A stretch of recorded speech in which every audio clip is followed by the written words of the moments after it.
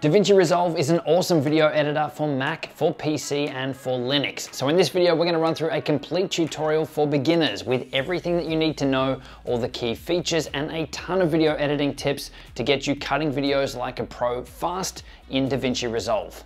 Hey, it's Justin Brown here from Primal Video, where we help you grow an audience and scale your revenue with online video. If you're new here, make sure you click that subscribe button, and all the links to everything we mentioned in this video you can find linked in the description box below. So let's jump into it. Now I've got to tell you, this is one of our most requested videos. Davinci Resolve has actually taken out the top spot in several categories of our best video editing software reviews for the past few years, both on the PC and Mac side of things. So if you're interested in checking out our latest roundup of best video editing software, then I've included links to those in the description. But in this video though, we're gonna fast track your editing with Resolve. Whether you're brand new to it or whether you've been using Resolve for a while, I'll be giving you a full tutorial for beginners with everything that you need to know, all the key features to be aware of, plus a ton of pro tips to help you maximize your efficiency along the way. Now, the fastest way to edit your videos down in the most efficient and effective way is to follow a streamlined process. So throughout this video, I'm going to be sharing with you our Primal Video Method process, which is the fastest and the most efficient way of editing your videos down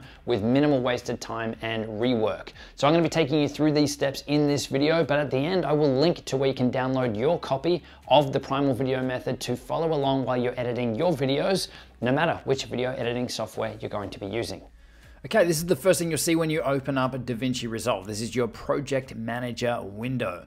This is where you can open up existing projects that you might already have on the go, or you can start a new one. And you can sort them in here by adding folders as well. But for now, we're just gonna go new project, and let's call this Justin Edit, and we'll go create. So this is the Davinci Resolve interface, and the first thing to notice is down the bottom here, you have these different areas of working, or different workspaces. So you've got your media, you've got your cut for basic edits, you've got your edit area, which is where you're going to do the bulk of your video editing. Fusion here is really your special effects and motion graphics and all of that kind of stuff. Next one across is color. This is where you can do all your color grades, color correction. Fairlight is for all of the audio stuff, and all of your pro audio tools are in here. And deliver, this is where you have control over exporting and rendering out your video projects. So typically with any project, you're going to work from left to right. So we're going to come back across to the media area here. Now, just before we start bringing in all of our footage and video assets, the first thing that you want to do is to make sure that your project is set up correctly. So you want to come down the bottom here to this settings button, and then this is where you can configure all of the settings and everything for your video. The main ones that you want to change in here are your timeline resolution. So you can see here we're currently set to Ultra HD. For this one, we're going to go to 1080p, 1920 by 1080. You can then select your timeline frame rate. For us, the bulk of the footage that we're going to be using today is 25 frames per second. So we're going to set this to 25. But it's likely you're going to be selecting 24, 25, or 30 based on the footage that you're going to be editing. And whatever you select here for timeline frame rate, you want to make sure that you're selecting the same one down here under playback frame rate too. And likewise for the next one down here, video format, you want to match that again. So we've got 1080p 24, or we're using 1080p 25. So we'll want to pick here 1080p 25. Now, obviously there's a lot of other settings in here we can go through. We're not going to have time to cover them all, but just cover off the main ones that you need to get you going. So now that you've got your settings in there, if you do want to save a preset, just come back to presets, hit save, give your preset a name. So we can go 1080p 25. And go OK. And we've now got all of those settings that we've applied saved as this preset. So next time we just can come back in here and load this preset. Okay, so we can close out of this now, and we can come across and start to import our video footage. Now, as with any video editing application, there's lots of different ways to do the same thing. My personal preference is to come down to the media pool here, right click and choose import media, and find the footage that you want to import. So we could go footage, camera 1, camera 2. If you hold down Control or Command, you can select multiple clips and hit open, and they will be imported. Or the other way that you can do it is you can literally just drag and drop. If you've got a folder like we do on the desktop here, we can drag this folder into the media pool, and that will import all of those clips into our project for us. So you can see the footage that we just brought in. We've got two files, camera 1 and camera 2 off one of our YouTube videos. We've got two music tracks here, and we've got some B-roll or some overlay footage of the Elgato Stream Deck.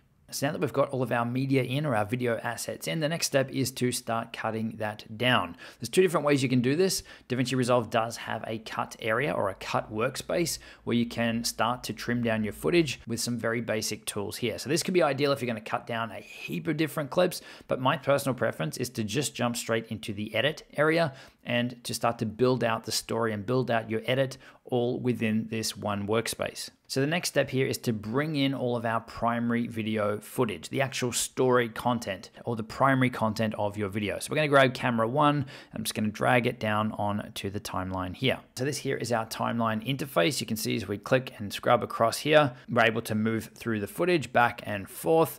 Up the top here is our playback monitor. This is what our finished product is going to look like. And over here we have our preview window. So if I want to preview any of our clips, I can just click and drag them into this area here. And as I click and drag along here, then I'm able to scrub through this footage here. Now we have our playback controls here. If we want to play through the footage, we can hit play. If we want to zoom in and out on our timeline, we can grab this little slider bar here, and you can see we can zoom all the way out, zoom all the way in, get more control or more perspective over our edit. Or we can use these two little buttons here, detail zoom, which will jump straight into where our playback head is, or our playback indicator, this orange line. Or if we want to zoom back out to see our entire edit, then we can click this one here, full zoom, and that'll pull us back out. Now, if we want to change how the clips on our timeline look, we can come over here, press this button here, and we get to customize up that view. So if we want to turn off our audio waveforms there, then we can press this button here, and those are off. I'll put them back on. I like to have them on. We can customize up the way the video piece looks. If we just want one thumbnail image at the start and at the end, we can select this next view. Or if we want no thumbnail images or no pictures at all, then we can turn them off completely. And this can be really handy to customize this up if you are working on a really large or really complicated project. Now, I personally like it with the film view or the little thumbnail images.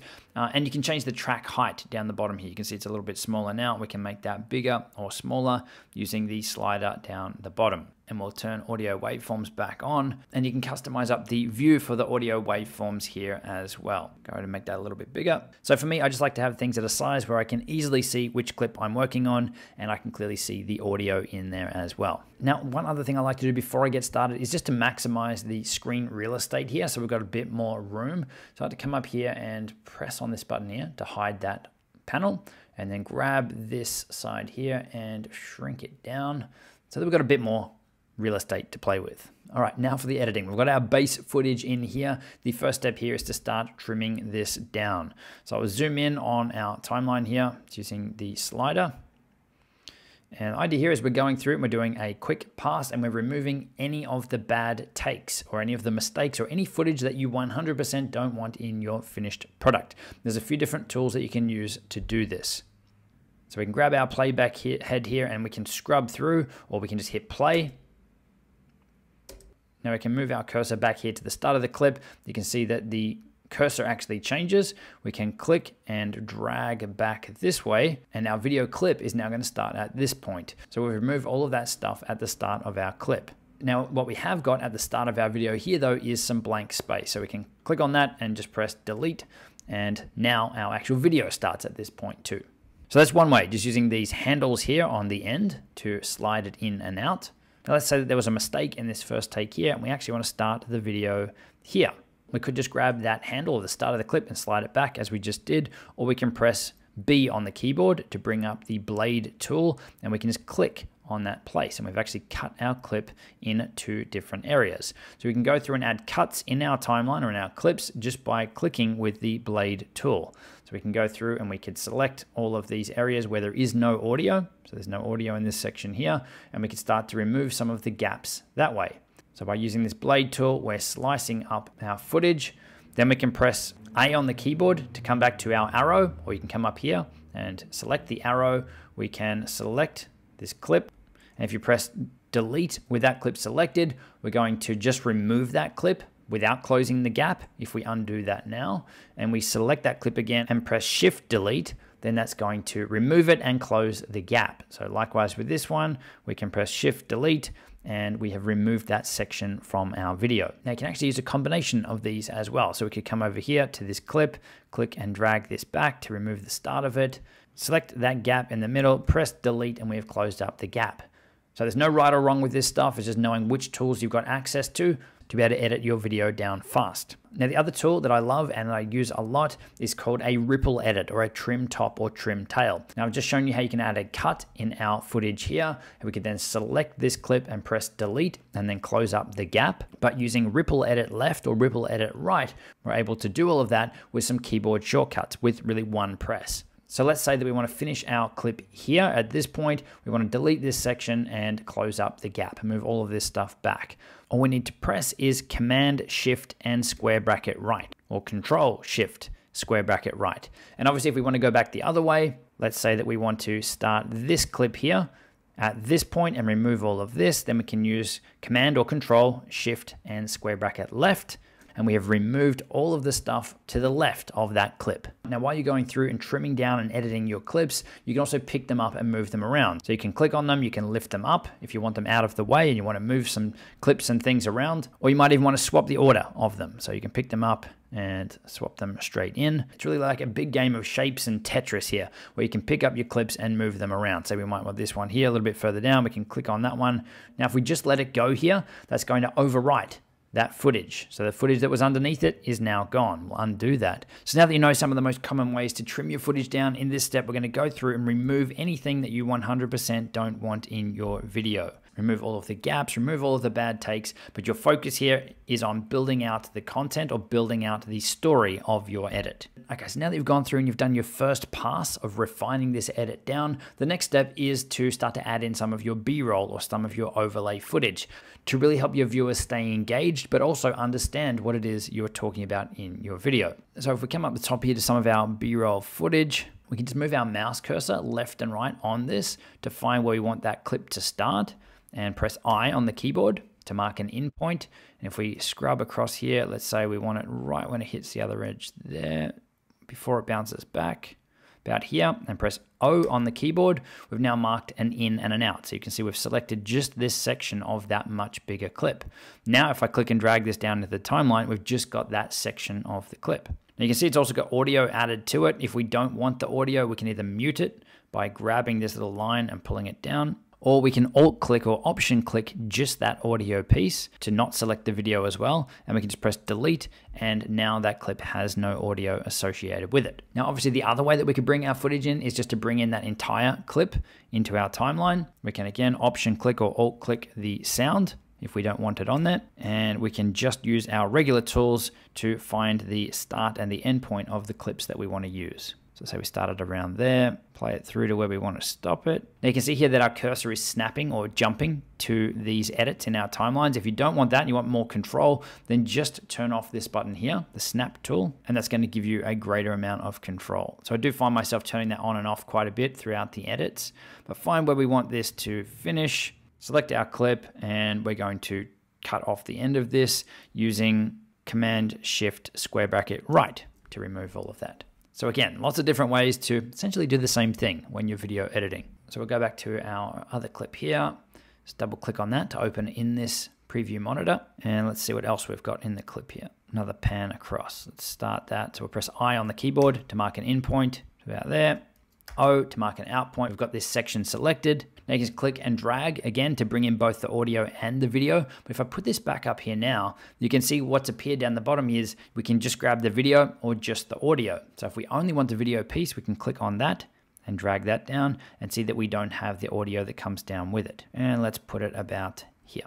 So go through in this step and add in all of your B-roll or overlay footage. And as you're going through, you might find that you're making some minor edits to your timeline, tweaking and adjusting some of the clips, all just to refine your edit down and to build out the story. So your video editing here really is an iterative process where you're going through, making tweaks and adjustments and building this out on each pass. So the next step then is to bring in any audio or any music into your videos if you want audio or music in your video. So we're going to come up here, we're going to grab this music track and drag it down into our timeline here. And just the same as we did with all of our video clips, you've got the ability to pick up your audio track to move it around. You can adjust the start and end points using all of those same tools, these handles, using the blade tool, or using ripple edit left and right. So let's make sure this finishes at the end of our video.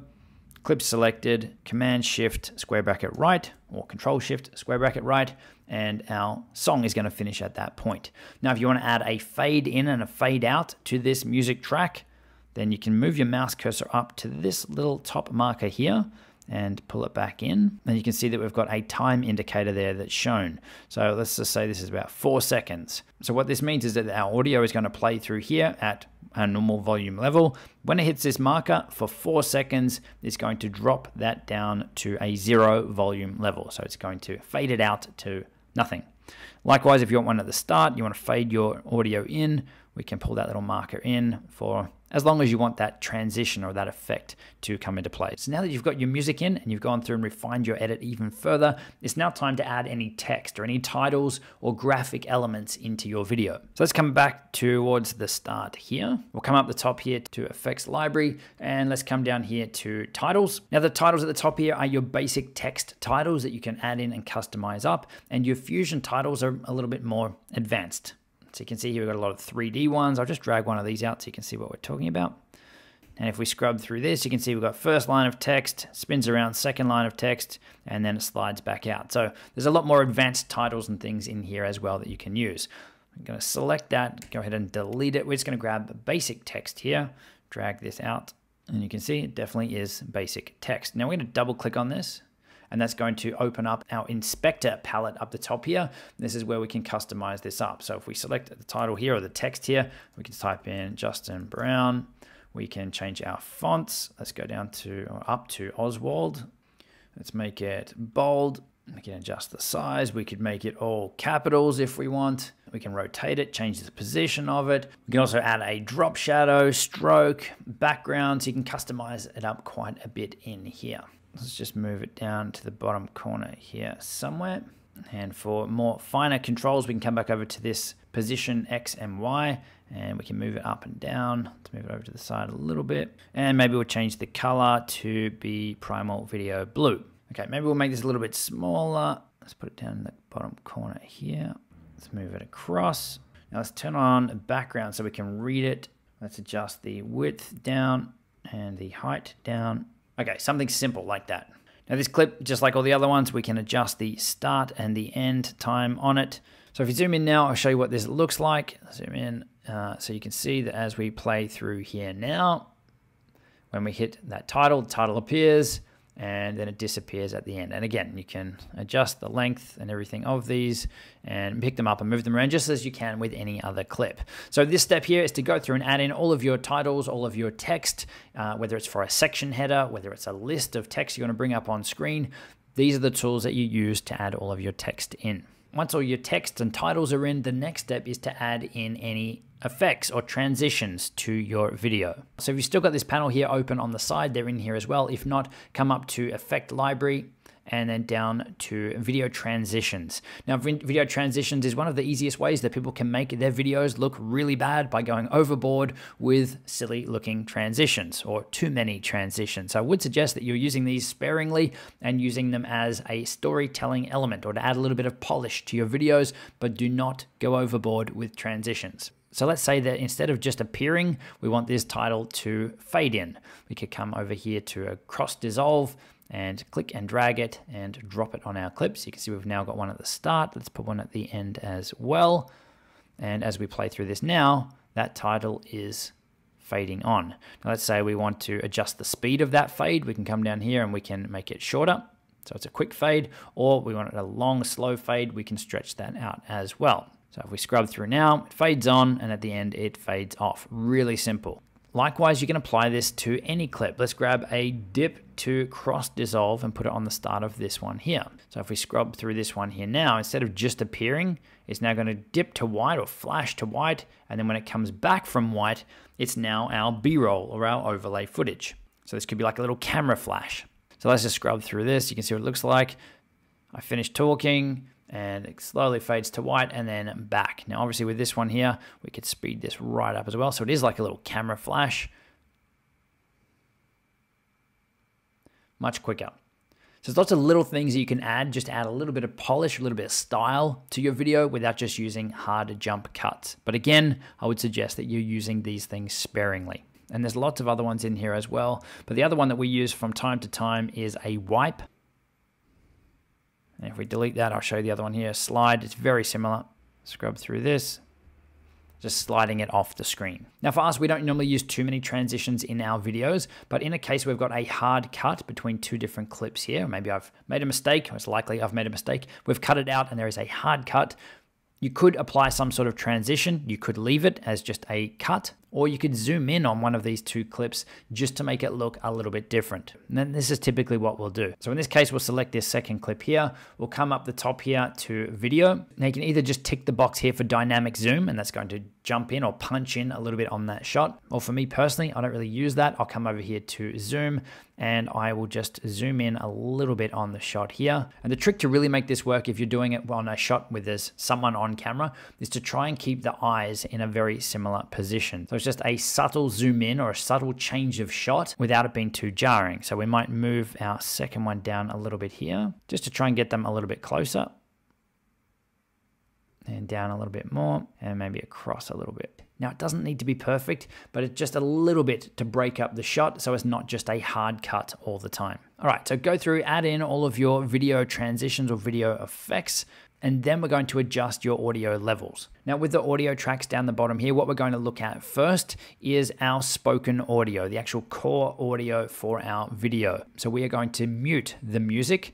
So the only thing that we hear is the stuff that I'm actually saying. Now, if you are a more advanced user, you're likely going to be doing this over in the Fairlight area where you have so much more control and features and pro level tools in here just for audio. But for most people, and for me personally, I do most of my audio adjustments just here on the edit window, as you would in most video editing applications. But what I do enable is the audio mixer. So you want to come up here to Workspace, then down to Show Panel in Workspace, and select Mixer. This is going to give you volume controls here on the side. So you can see here we've got a volume level for audio 1, which is our audio 1 track here. We've got a volume level for our audio track 2, which is our music track in this case. And then we've got main 1, which is our overall master volume. So if we want to make a volume adjustment to all of our audio 1, we can boost the volume up here or lower it down here. And exactly the same for all of our music. Or we can actually adjust our audio on a clip-by-clip basis. So let's just go back to the start of our project here and hit play, and let's gauge what audio levels our content is. Landscape constantly changing. Here's our latest roundup of the best video editing software for Mac right now, including free, paid, and professional. So you can see it's mainly in the yellow with some of it going into the red, but what you definitely don't want is to have your audio hitting the top, hitting the 0, and have it peaking and distorting. That sounds really, really bad.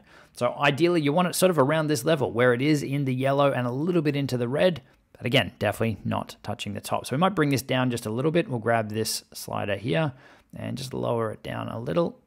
Now, because all of our audio here was recorded same time, same microphone, the audio is going to be pretty consistent across this entire track. Now, if we did want to adjust our audio on a clip-by-clip basis, we can come over and select our clip. And when you put your mouse over this little faint line here, this is your volume line, we can click on it and we can drag up and down. So you can see that we're lowering our volume here and our audio waveform is getting smaller, or we can actually stretch this up and increase our volume here at this point as well.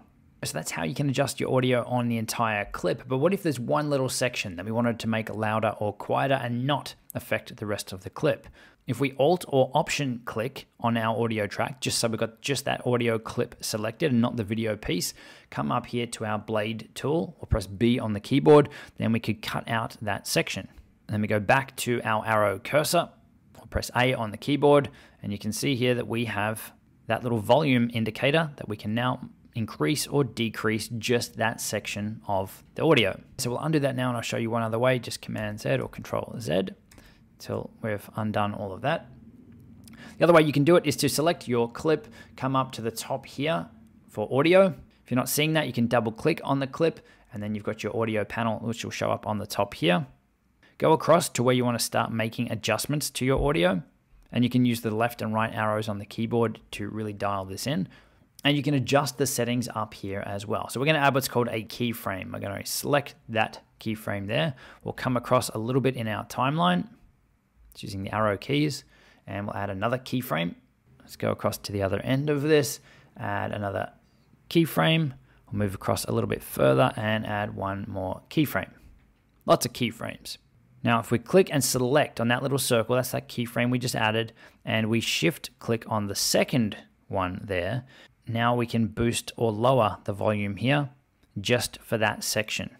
And if we want to expand this out and get some more control over it, you can got this little symbol down here showing the keyframes. If we click on that, we're able to see this a little bit bigger down here, and this is going to give us more control over it. So if we maybe want to stretch this out a little bit on either side, this is essentially where we're starting a fade. So our volume at this level is coming in at, let's call it 100%, and then drops a little bit to wherever we've set it to, and then it starts to transition back to the original volume level after that keyframe. So you can see how easy it is in here to really get a great level of control quite easily in your timeline while you are editing. And to hide this keyframe window, we'll just click on that again, and that is gone. Okay, so we've gone through, we've done the audio on our primary audio track, the spoken piece. Now let's unmute our music and let's get that volume set right as well. Now, there really is no right or wrong with what volume your music should be at, as long as it's not distracting or overpowering, and as long as your viewers can still hear and understand any spoken audio that is on at the same time.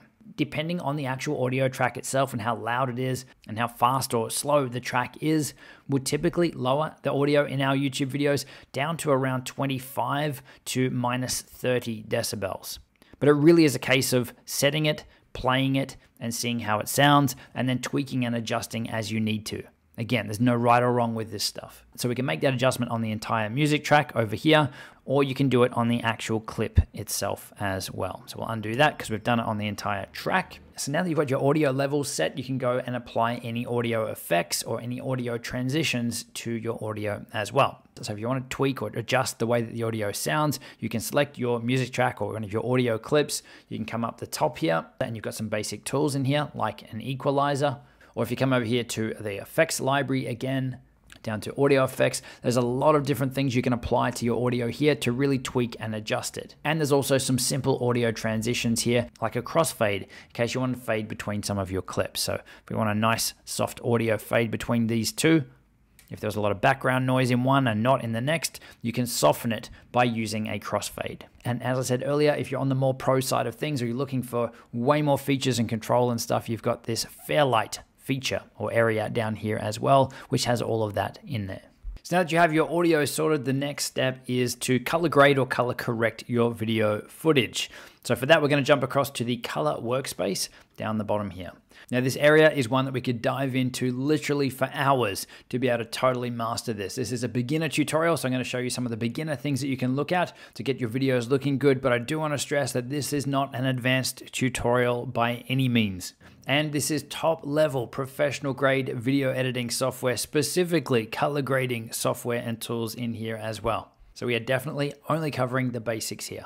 So once again, we've got our playback monitor here, which is our preview of what our video is looking like. We have all of our clips here from our timeline. In this area up here, this is where we can have all of our nodes or essentially layers that we're able to apply different effects and color grades and controls to.